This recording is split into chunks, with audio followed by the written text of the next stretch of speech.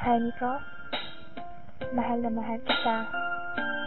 At sana hindi ka magbabago. Salamat sa lahat. You're the only one for me. Always remember that.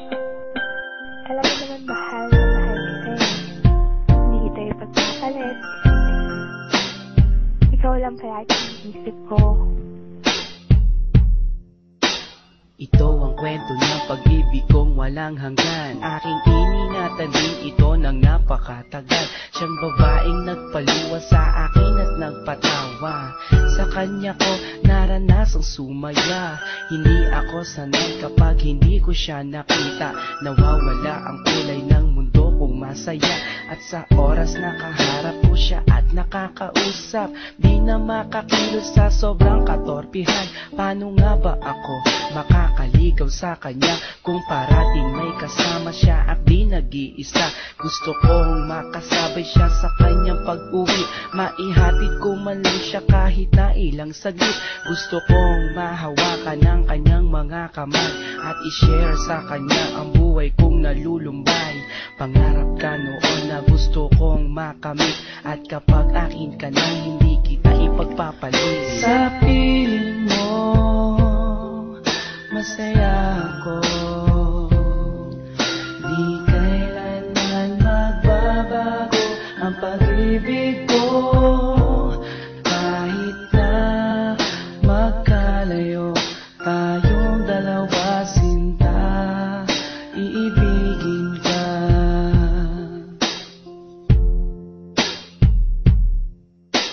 Isang babae na hindi ko kayang saktan.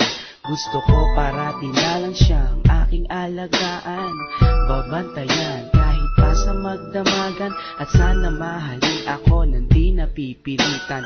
Nahanap ko sa kanya ang tunay na pag-asa, ligaya na kailan pa man na di ko natamasa.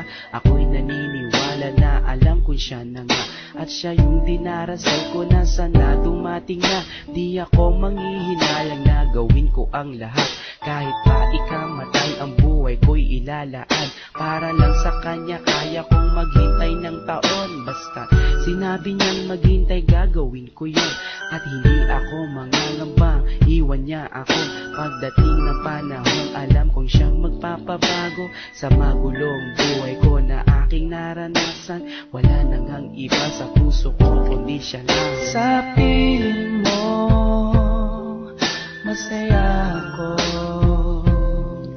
di kailanman magbabago ang pag-ibig ko. Kahit na magkalayo tayong dalawa, sinta, iibigin ka.